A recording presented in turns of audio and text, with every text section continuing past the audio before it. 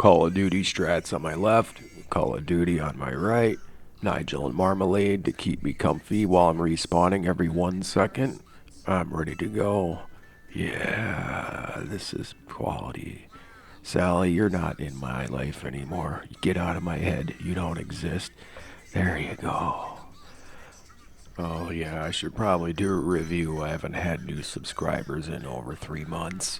It's probably because I don't have any good content.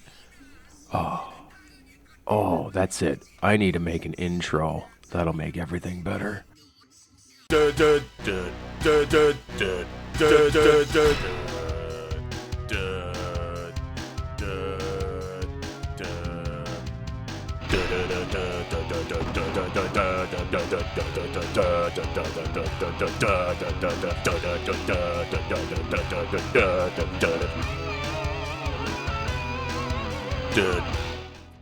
Of all the games I've introduced, this is likely the least necessary in the history of video games.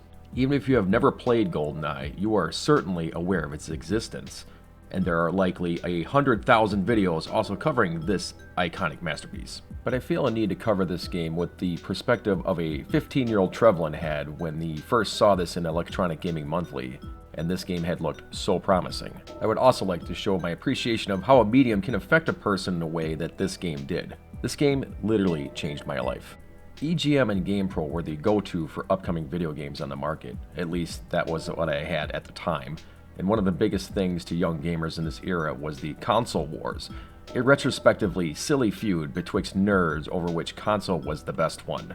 After all, you had Sega Genesis openly mocking Super NES for its lack of processing speed, a single valid statistic that was the only thing that the SNES didn't utterly flex over the older Sega Genesis Mega Drive. So why not market that? Sega does what Nintendo don't. It's genius, and it still gets used today, ironically. Once the Sega Saturn stumbled onto the 32-bit scene, and the now iconic Sony PlayStation taking utter control of the market share, all eyes were on the Ultra 64, and what would be the revolution of all the angry little nerds that stood by the SNES, waiting for the massive leap in technology. Nintendo wasn't in a rush to get this console out. They wanted the latest tech to be shipped in that box and to utterly crush the PSX visually. In the meantime, they were cranking out stunning titles on the now ancient SNES cartridges, keeping fans like me sated in the meantime. After all, it's the games that make the console, not the power of it. I mean, until the N64 is announced and they look like this. The difference between this game and all the rest is in the name, Nintendo 64. It has 64 bits of memory, twice the power of other games on the market. Right now, our warehouse is out. The 360-degree playing environment is part of the attraction and the challenge. When you control him, he's kind of hard to control because he goes so fast and you don't know which way you want to go. Hindsight is 2020, and many of the decisions of Nintendo in this time are just strange. Backing out of the deal with Sony for your CD add-on, creating a monster that you shall forever regret unleashing upon the world, misleading gamers with the Ultra 64 hardware in the arcades, making us all think that this is what you would get when this thing finally comes out, changing the name last second to Nintendo 64 to keep the branding consistent, designing your controller with Mario 64 in mind and literally no other game, and of course, the forever polarizing decision to stick with your cartridge format, which would undeniably cause developers for third-party support to die off. I did it, I said third-party support, not third-person. Cartridges had a huge advantage over CD, nearly zero load times versus the painful splash screens of most of the PSX and Saturn library. Nintendo wanted you to know that when you popped the greatest game of all time in and fired it up, Mario 64 just shows the Nintendo logo, and here comes Mario within 5 seconds of firing it up. Oh, and it was fucking glorious. What a game that was. And here comes Pilot Wings. Holy shit, that game was a visual treat as well. Enjoy, here's your games. The launch of the N64 was marred with objectively the worst lineup of titles of any console that wasn't a true failure, and with no possibility of ever achieving that kind of success in today's market. Cruisin' USA was released shortly thereafter, which showcased just how underpowered the console actually was compared to the arcade version showed over a year beforehand. Also, they didn't have Slick Willie in the top of the White House at the end. And gentlemen, the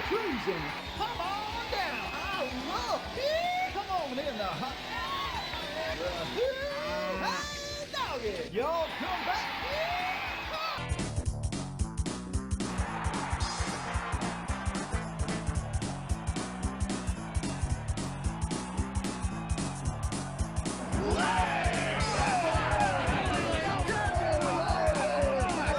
Third-party support struggled with the N64 for a variety of reasons, but the cartridge itself was the biggest issue. The limited storage on the cartridge meant texture maps had to be highly compressed, giving the N64 lineup that iconic look of cardboard visuals. To this day, it's hard to discern what is prettier to look at, a game with fluid camera movements and a large draw distance, over a repeated texture map that you've seen in 30 different locations, or a gritty, warping texture that is completely unique to this scene because we can ship this game with 12 discs if we feel like it. This crystal clear sounding exchange between these people, or this highly compressed one, well, that one's a no-brainer. This made for some very entertaining forum exchanges in the end, to where I would personally say, just get both the consoles and then you can play all the games. But I guess I was the odd man out there. For me, I'm a sucker for spotting techniques to overcome the challenges of any gaming console, designing racetracks perfectly to hide the pop-in that was so commonplace, or hiding loading times in a hallway while the disc streams. I think it's just neat. As the N64 struggle bust its way through OK after OK title, dangling another iconic game in the distance that was sure to remind people that this console is the greatest, a game that no one asked for slid into the scene into my publication. GoldenEye, a quite decent Pierce Brosnan Bond flick that was released years prior, was coming to the N64 as a first-person shooter. I was intrigued, since I loved Doom on the SNES, my only access to a decent one up to this point, and boy did I love that genre. The early review on it mentioned just how clever the designers were in this game, circumventing the technology limitations through recolored texture maps, and other tricks to hide the weaknesses of the console. This game lost Game of the Month to Final Fantasy VII. That is a really unfortunate matchup. Time to rent it from next door and plop that fucker in. Finally, a decent game for this fucking thing, hopefully.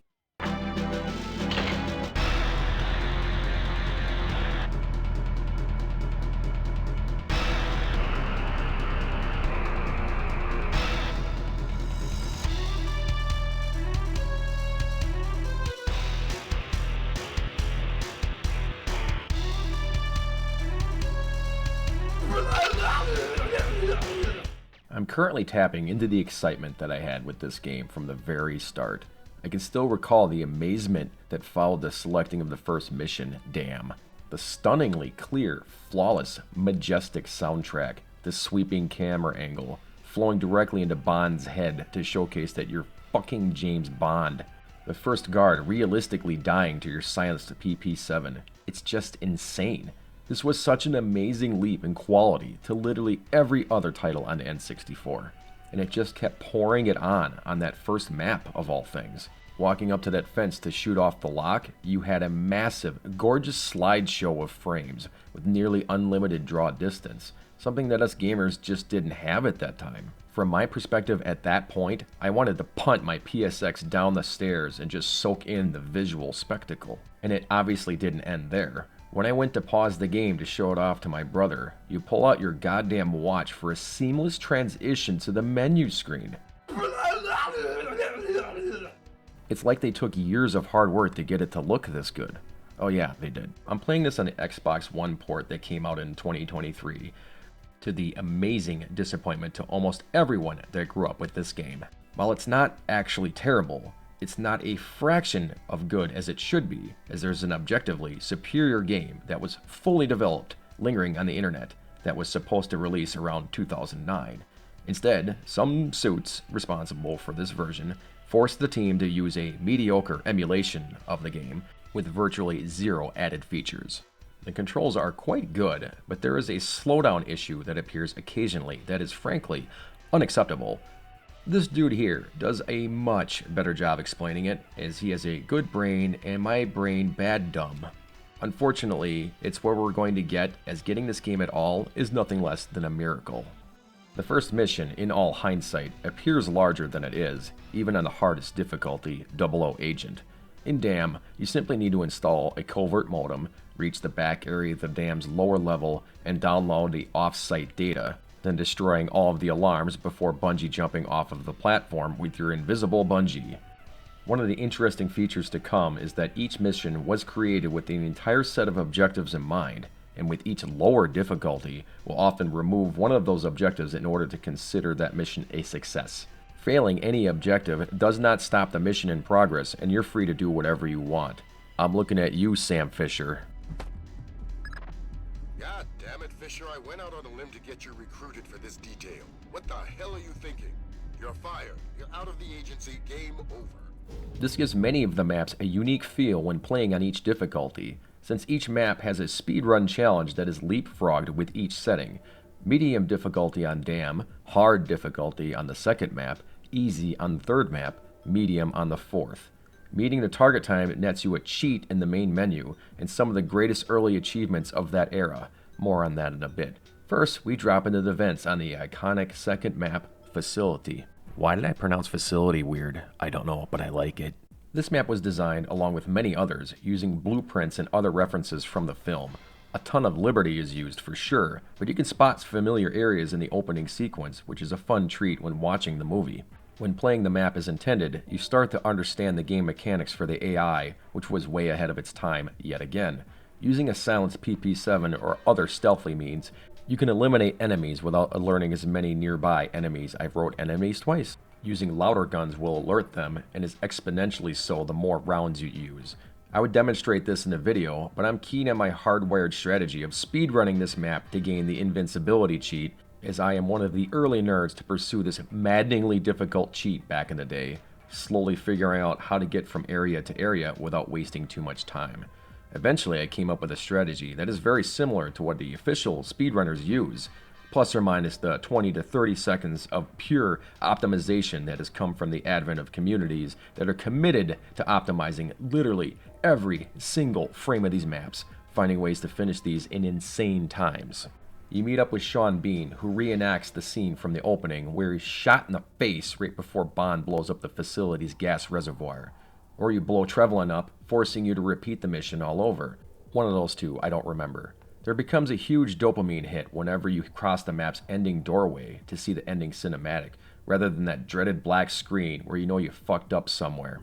There's a few missions in particular that are terrible for this, especially replaying these 20 years or so later, as I frankly forgot more of the game than I care to admit, which I guess I just did. While the layout of the map is still 100% retained in my obsessive mind from the years of playing this game over and over, the objectives themselves occasionally made me scratch my head a bit, since they are somewhat vague from what the hell they want out of you. We make it to the runway, which not a lot can be said on this map, as it's probably the easiest in the game and also gives you a tank to play with. It's part of the exemplary varied playstyle, featuring pure action to end this portion of the campaign. All it's missing is a theme song sung over the silhouettes, and you have yourself a fine way to start the game off.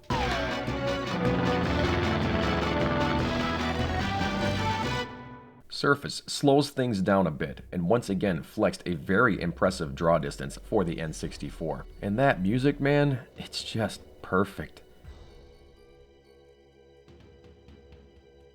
Just gotta destroy this console before getting into the bunker.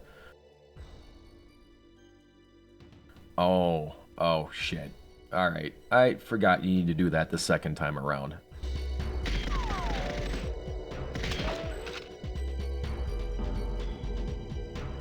Very stealthy, Bond.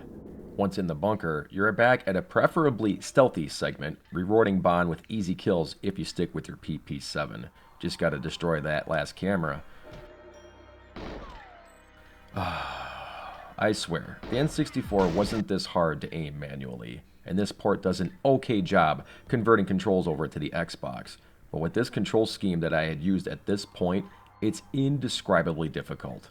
There is an option available to lock your aim, which not only fixes this issue, it greatly enhances your ability to gain headshots even while moving. Boris types the wrong password here on purpose, and you can optionally murder him after he completes your objective, only for him to return later. Creepy. Copy the GoldenEye key, take the pic of the screen, and you're out the door. Next we have a polarizing map, that most can agree is the first difficult map in GoldenEye, featuring a wide array of bullshit that can happen to ruin the mission. Getting murked by the swaths of enemies, a fairly strict time limit, the idiotic behavior of the scientists that are seemingly suicidal, tight ammo reserves on the harder settings, and my favorite, the ambiguous means of accomplishing your goals. Use the plastique in each fuel room. Okay, where? On these walls? Oh, I didn't get the telemetric data? Great, time to redo the whole thing. Oh, only got 2 of the 3 circuit boards this time. Time to redo the whole thing. It's a rough time. Eventually you plow your way through and then finally finish this hellhole. Nothing sweeter than that ending cutscene. Frigate is another showcase of the attention to detail that this game provides, and yet more dynamic changes to the playstyle, forcing you to burst into rooms and kill in a prioritized order, preventing the hostages not only from execution, but also crossfire, as they spin around like idiots once they're free. It's another slick map in both design and flow, allowing skilled players to fly through it with ease once you memorize the layout. It's also one of the only maps I can think of that ends in the same place that it starts. So here's your bit of trivia. This will be on a test, so write that shit down, boy. Surface 2.0 is where GoldenEye officially kicks off its storyline after the prologue. It's an admittedly familiar retread of the previous map, with almost the same set of objectives. Just make sure to blow up this thing this time. Also, for whatever reason, Bond intends to run through the front door this time, thinking that this won't happen as a consequence. Oopsie. Bunker. The stuff of legends.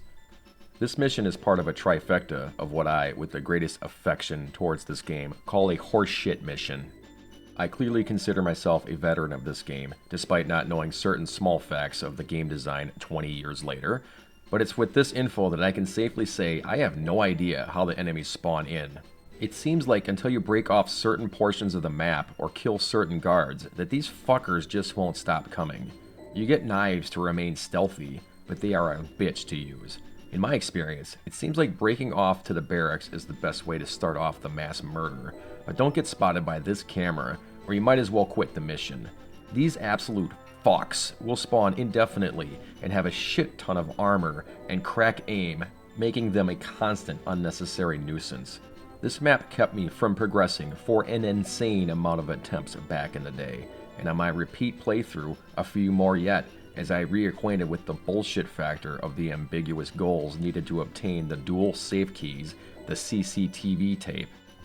Nice. The ton of camera locations, and the weird spawning mechanics that eventually let you clear out the area, because you are not going to let Natalia out of that cage, right? Funny to think most players such as myself would have let her out early on before realizing just how much of a liability she is. Live and learn. I'll never deny that there are some parts of GoldenEye that feel undercooked, and Statue stands tall as one of the least interesting or fun missions to play through up to this point, in my opinion. You do get this adorable model of Valentine that you can just get to waddle towards you, and of course, the big reveal. Yanis is in fact me. Trevelyan. Angle run your ass back towards the helicopter using the automatic shotgun. Is this shotgun good? Is this shotgun good? Is this shotgun good? Yes, it's fucking banana bonkers strong. Did I mention how absolutely fantastic the attention to detail this game has? Watch this. Your reserved ammo for the shotgun, when you have less than 5 extra rounds, will display appropriately on the bandolier on top of it. It's completely unnecessary, as you'll almost never have less than 5 extra, but these beautiful bastards that made this game put it on there. Rescue Natalia, find the black box, which is in a randomized location, and surrender to Michkin, who thinks you're the cause of all this mess. You kinda are, but plot-wise we know that Trevelyan is now the bad guy. Just gotta speedrun our way through the archives. I would play this map normally, but way back in the day, there was an article in EGM with an open challenge to beat the time of the editor that not only achieved the crazy fast time of 1 minute 20 seconds on Archive's 00 Agent, but 1 minute 5 seconds. Speedrunning, as we know it, was not a thing at this point in gaming, and this was an odd challenge to be submitted. A challenge that I took on immediately. I felt like such a freak at times, trying to optimize my many hundreds of tries to reach Natalia, fly over to Michkin, and succumb to the dozens of bullshit ways the run will end in that shitty little room. I eventually got a good pattern down and whittled my time down 1 second at a time. Eventually, I tied that fucker and just made me more obsessed as a result. I started to record my sessions on VHS to ensure my eventual success would be immortalized, until one day it happened. 7 months after the editor sent the challenge out to the public, I was so excited to see that 104, and I went to my local library to consult an online forum that had the best times for GoldenEye. I submitted an email with my request, stating that I believed no one in the world could beat 104. The gentleman responded quite politely. That is an impressive time. However, the current record is 57 seconds on that difficulty. And that, ladies and gentlemen, is how a young Trevelyan learned the vastness of the internet and how you aren't 1% as good at anything as you think you are. But I still think I'm pretty decent. So here's me beating it this time after a few dozen tries.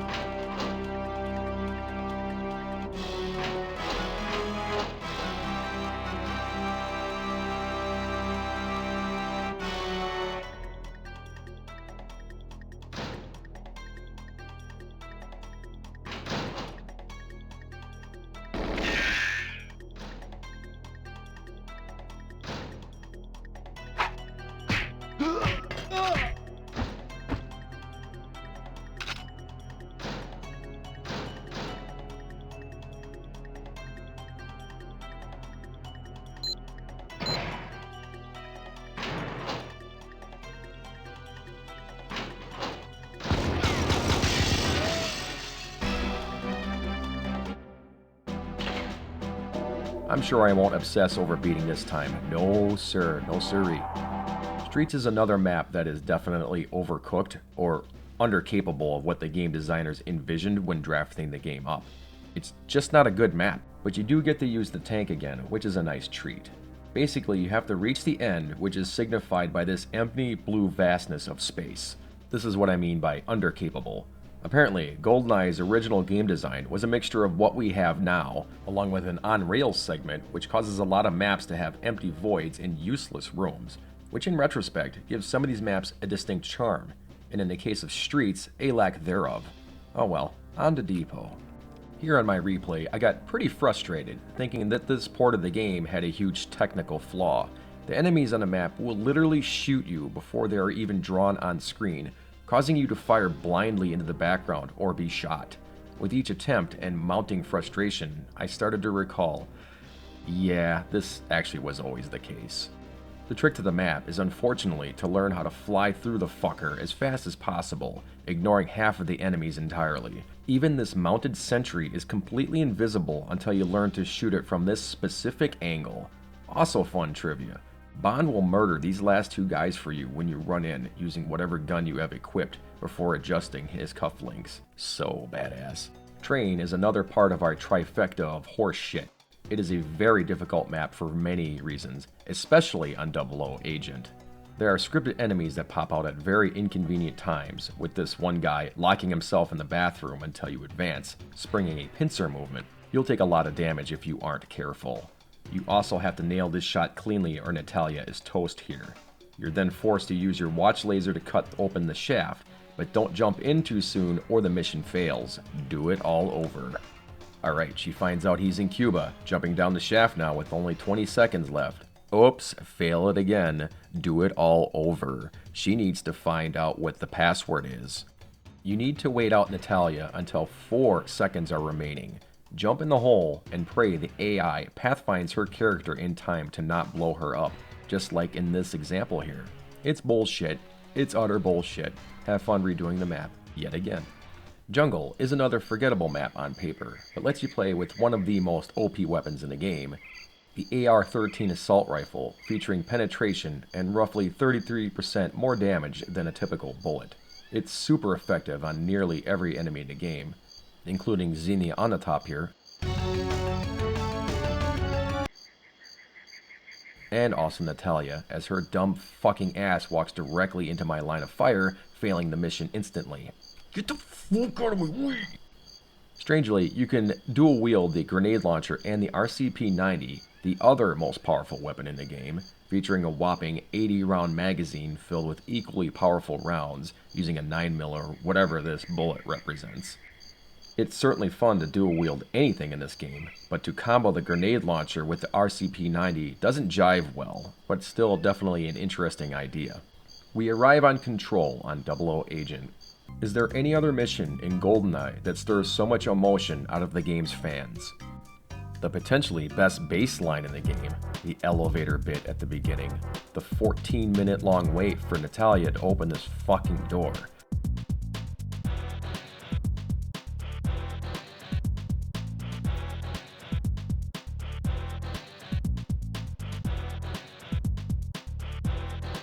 This bit here that is nearly impossible to not get hit. Boris fumbling around with his gun, the hidden armor upstairs, setting up your minds, and that sigh before you open this door. Time for the escort sequence. Mercifully, on this edition of GoldenEye, our frames are locked in at 30, making the control smooth and responsive. But back in the day, your frames were closer to 20 with all of the detail on screen, and aiming was flat out tougher, making this next sequence a horrifying mixture of difficult targeting, ammo conservation, and praying to RN Jesus. It's still quite difficult, don't get me wrong. You need to pay constant attention in all directions, and are at the mercy of RN Jesus' disbursement of enemies, who will sometimes blow up these two glass panes instantly, sometimes not, sometimes one, sometimes the other. You need to memorize the locations of where these enemies will set up to shoot Natalia versus targeting you, as she will drop with only a few volleys of bullets, forcing you to restart the entire mission. It's still an intense fight, and honestly, so much easier on the Xbox port due to the constant frame rate. But that's not all. The second she says the satellite orbit is decaying, you're free to let her hobble away and run for the exit, after destroying the last computer station. Also, there's army here just to insult your intelligence, since the last elevator is right past this door. Soak in the beauty of this cutscene, it only gets easier from here. Caverns is a pretty great mission, provided the game doesn't fuck you in certain areas. It's one of the longest missions, but with enough know-how, is pretty consistent. This room with the radio communications can be quite horseshit, as there is a tendency for the enemies here posted up to want to pull a grenade out, and yet in another beautiful detail in this game, lets you kill the enemy before pulling the pin, allowing you to retrieve the grenade for your own use. Down him after he pulls out the pin, and that radio is toast. It's a good challenge for sure, but veterans of GoldenEye will tell you that sometimes you're just going to fail the mission. Fun fact about this mission, Trevlin will run through the entirety of this map, literally shutting every door along the way. If you're just doinking around, you can actually beat him to the elevator at the end, to which he still insults you that you're too slow. This leaves us with Cradle, another map that is easy as fuck if you know what you're doing. There's a few mechanics at play here. First and foremost, you need the armor at the start. Running up this scaffold, you need to pre-fire into the bodyguard that is unloading in your direction, as once again, you can't see the enemies until they are a certain distance away. This port is running so much smoother than the old version, while still looking way less good than the cancelled remaster, giving us a happy medium. So anyway, follow Trev to the center platform and unload on him, sending him along a path while talking shit. Shoot this thing, cancelling the timer. There's a set location where Trevlin will stop and aim back, and this is where you have your chance to deal actual damage to the fuck. Get a good volley in, and then ignore him until the next location. If you do it right, you can end phase 1 pretty fast, changing the music tone. Meet up with Trevlin at the drop-off, and pray for a good, clean fight at the bottom, because GoldenEye will be GoldenEye down here.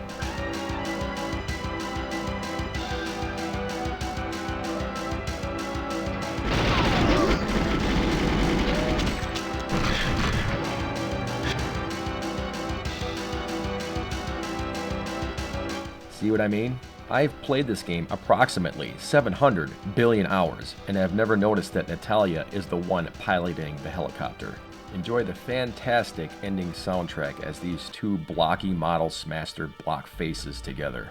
Nice polygons. GoldenEye has two bonus missions after the fact, first being Aztec, by far the hardest mission in the game. This map has two main paths to Jaws, one of the antagonists from the movie Moonraker, where the mission derives from. This first path is absolutely the wrong one, and the other's the barely possible one. Take the barely possible route. Just like everything else at this difficulty, you need to know exactly what to do to beat this, since the enemies will not miss you, and they deal a shit ton of damage. Jaws, in all of his intimidation, is very weak to getting in close and slapping the shit out of him.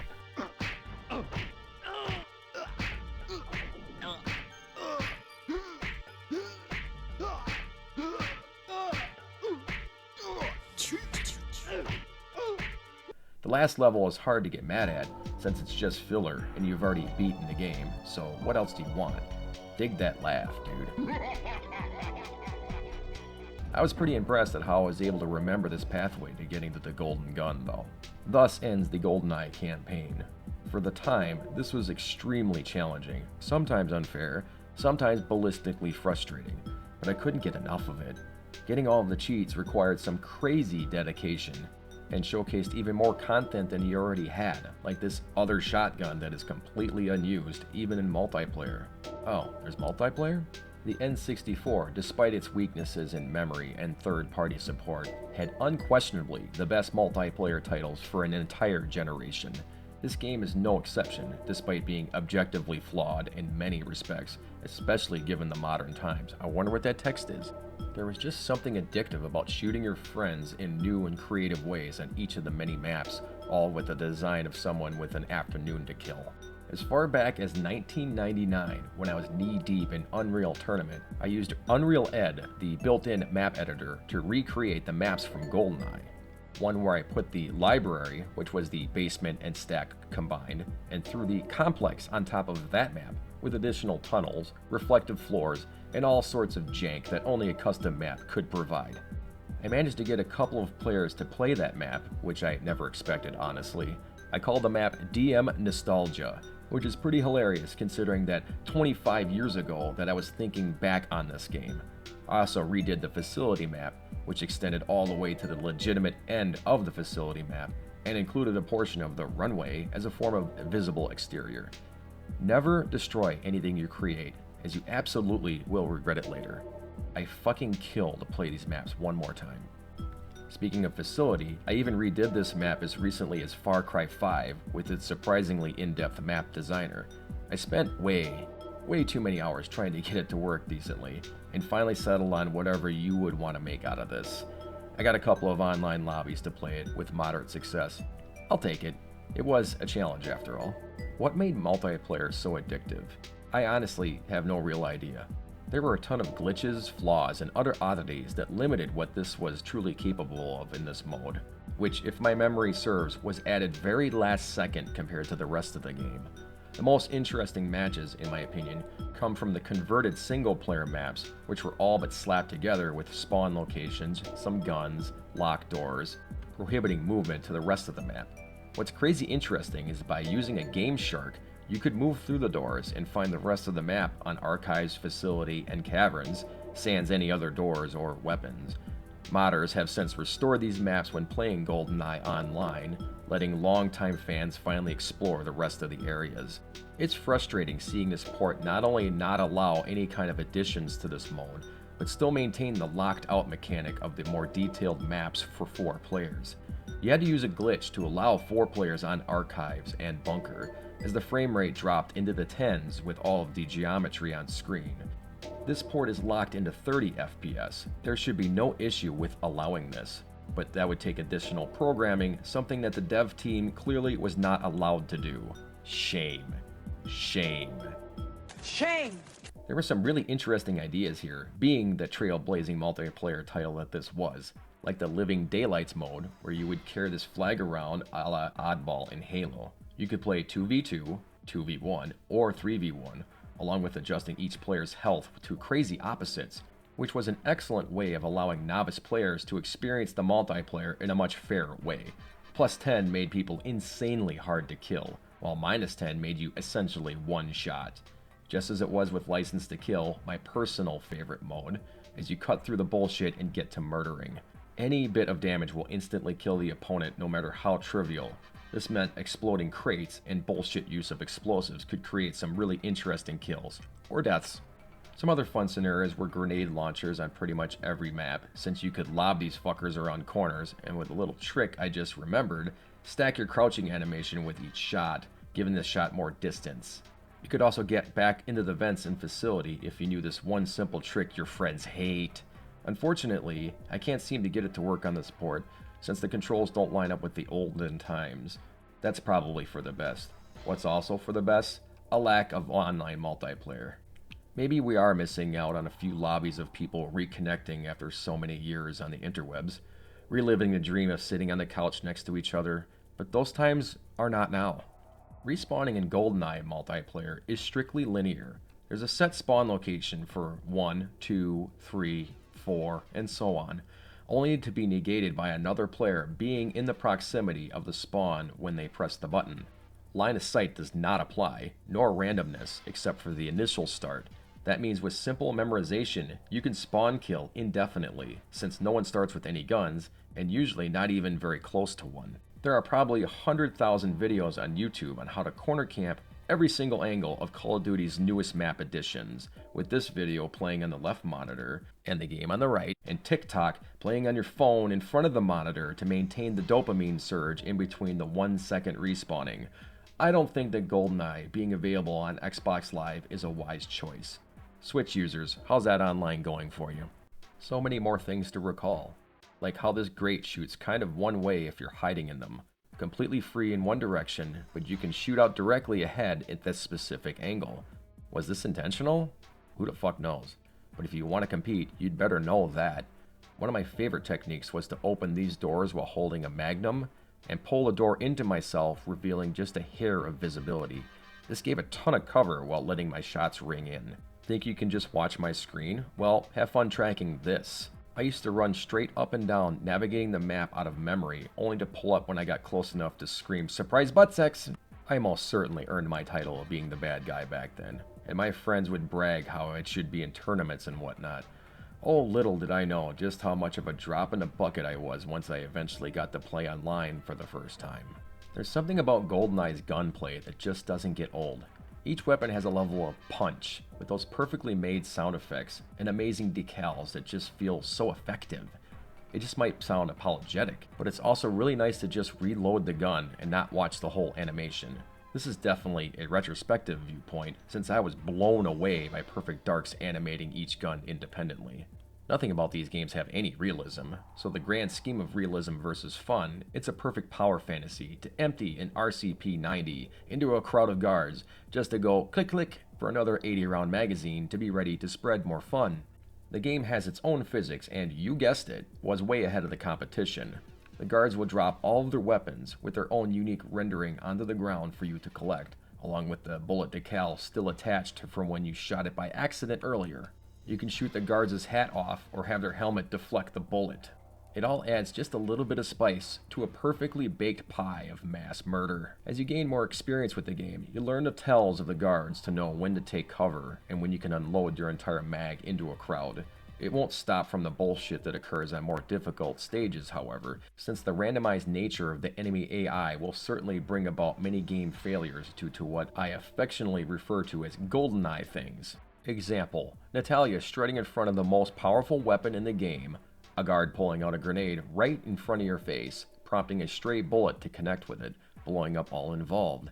And the ever so occasional random strut of an enemy, where they should always take cover, as this particular animation gives the guard double the accuracy and thus double the potential damage output on Bond. I could go on, and I will. Shooting the scientists out of sadism will warrant a much-deserved pistol to the face, as these guys are packing. Directly below the computer on DAM is a grate where you can antagonize the guards. Why? Why not? There's at least 8 different weapons in total that you can use. I said at least 8 because there's a shit ton of them. Let's look at them for a second. At this point, I was going to do a breakdown of each weapon based off of its stopping power, but on closer examination, I've noticed something very interesting. Like a pickup truck that has to go around the corner every time I'm recording a line. I'm probably way late to this deep dive, but the vast majority of weapons, PP7, DD-44 Distove, KF-7 Soviet, sniper rifle, ZMG, and the D5K all do the exact same amount of damage to the legs, arms, chest, and head, with the chest being a 2 times multiplier and the head being a 4 times. I tested this by putting the enemy's health to 1000% and testing them on the respective body parts. What does change, however, is the strength of the enemies, even as early as the 3rd mob on Dam, where they carry a percentage of armor on them, giving them additional poise prior to being stunned from your shots. It isn't to say that these guns are all alike, since they do demonstrate different recoil patterns and fire rates.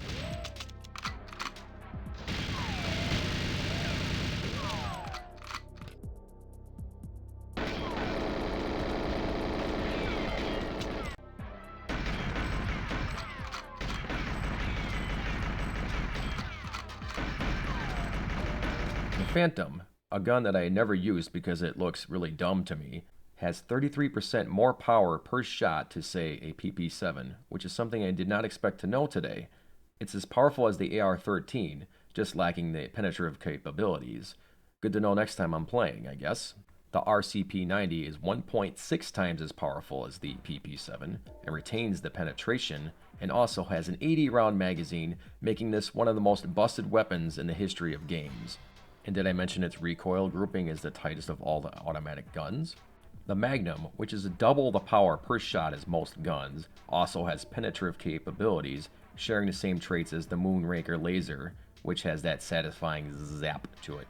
The throwing knife has a potential to being the largest damaging weapon as far as a single hit, but has the hindrance to sucking balls at making any reasonable contact, considering you can literally throw these things between their legs due to the insanely accurate hit detection. It's weird about making contact and also super hard to land your shots. Personally, between the two weapons, I would choose the double RCP-90s. Topping off the list of weapons are several weird and unused assets that I can only assume were left on the cutting room floor, but are accessible with the all weapons cheats for shits and giggles.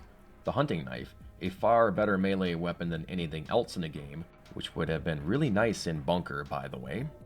The Taser Boy, which is adorable in presentation but certainly not applicable, and interestingly, a regular version of the shotgun which does not appear to have any real difference from the automatic version. I'm guessing that with the layout of the shells, using them as a dual wield reveals the unrendered side of the ammo, so maybe? I don't know. It is fascinating with the limitations of the cartridge that they retain these obsolete items, especially locked behind a cheat that won't allow any kind of progress. It's impressive just how much clearer the resolution and texture mapping was in GoldenEye to virtually every other N64 title up to this game's release. This was well before the expansion pack, because spelling it correctly just isn't marketable, and with the games that ended up utilizing it still couldn't match its presentation. Turok 2 Seeds of Evil would be a good contender, but the frame rate sucked so bad when running it in high-res mode that it made it difficult to play at all. It's not just the resolution, but how each scene has contrast and variable coloring to separate what you're looking at. It makes me wonder just how many developers at that time just didn't understand the hardware, and Rare was just that much better at optimization. The rendering of each weapon, along with their subtle details, was beyond anything available on console. Your pistol extended their slide and remained so when emptying your magazine. How cool is that? The sniper rifle had its iconic zoom and to this day remains an excellent challenge to rend targets at range due to the camera sway. And we have to talk about the enemies themselves, who are beautifully animated and react realistically to being shot. For a game published by Nintendo, they allowed a surprising amount of violence, with some of the deaths being rather cruel to watch. They are all completely silent besides the grunting and groaning from being riddled with bullets and the occasional crushed by tank. And it may just be me, but what sets this game apart from its spiritual sequel, Perfect Dark, is the lack of voice acting. Nothing against Joanna and co., but replaying mission after mission on archives would not have been the same if I had to listen to Dimitri and Bond discuss betrayal in that tiny room with muffly audio clips playing overhead. Likewise, I think I would have gone my whole life not hearing Elvis's lines as well. Well, Joanna, I'm Protector 1, but you can call me Elvis. Instead of wasting valuable ROM space on pre-recorded lines, we got to add more instruments to the singular best soundtrack on the N64, and one of the greatest gaming soundtracks of all time since we're here. The bass, man. How did they do this?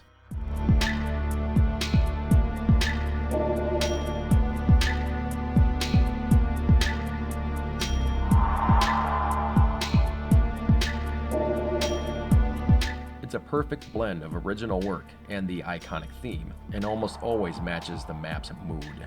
Another interesting choice with GoldenEye was the ability to have 3 different field of visions, along with a 16.9 aspect ratio, which is something absolutely no one asked for, but we all appreciate it now. Tired of me saying the game was ahead of its time yet? Well, tough shit. Also on the options menu was the optional input of 2 N64 controllers simultaneously, allowing a glimpse of what twin analog sticks would eventually provide. It's horrible, but it did allow you to murder everyone on screen with a glitch during the ending cutscenes. Finally, you can both take out your frustrations out on Natalia while also finishing the mission. Oh yes, the title of the video. Back in this time, I was incredibly introverted, struggling with an anxiety disorder that was undiagnosed and unascertained. Also, at this point in my life, I literally had no normal group of friends either, as I was never in the school system.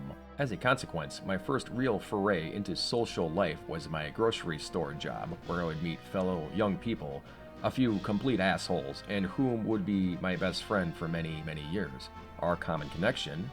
Video games. So many video games. I invited him and other eventual friends over to my house to play GoldenEye, as I had it set up on my fairly large CRT, a huge sound system, and my competitive edge to make them want to beat my scraggly ass. For you see, with my obsessiveness of this game, I became very, very good at it. So good that we ended up creating ground rules. Screen watching is a skill, not cheating. I don't even want to debate this with any of you. Don't tell me you can't look up at my screen and know where I am. That is just silly. As mentioned before, if you know what you're doing, you can literally spawn kill someone indefinitely. So our next rule, you can't shoot someone until they get a gun. We would get more and more competitive over time, and the means to play stifled.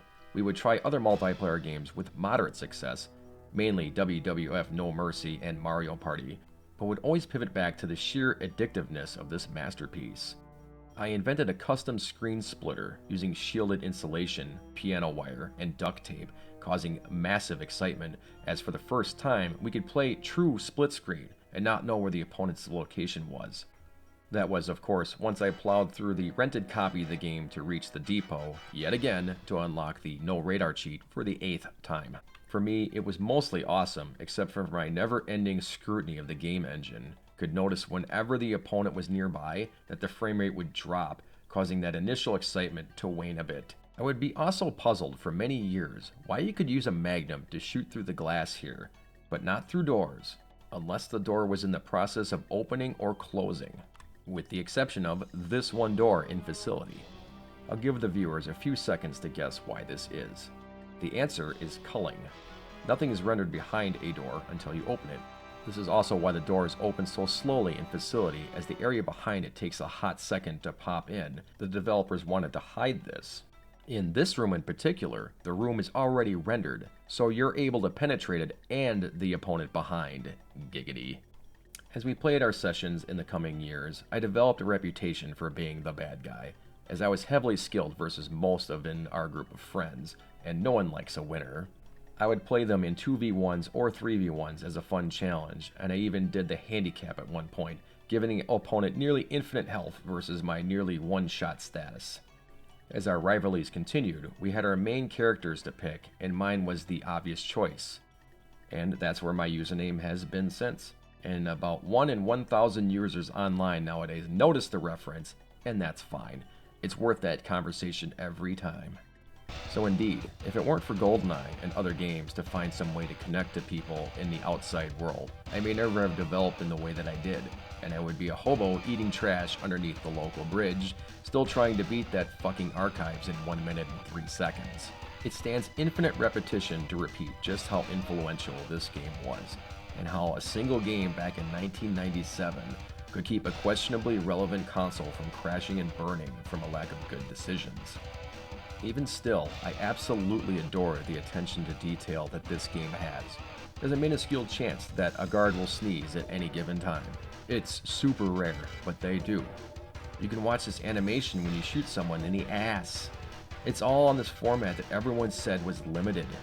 This game proved the haters wrong, just as Final Fantasy VII proved to the N64 fanboys that loading times didn't matter too much when you had content this rich. Thanks for watching.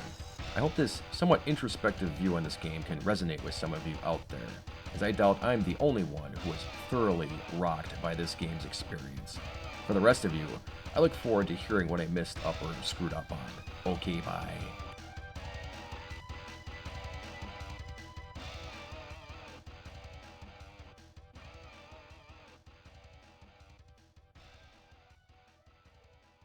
If you're coming to the store to get your hand on one of these, you'll likely end up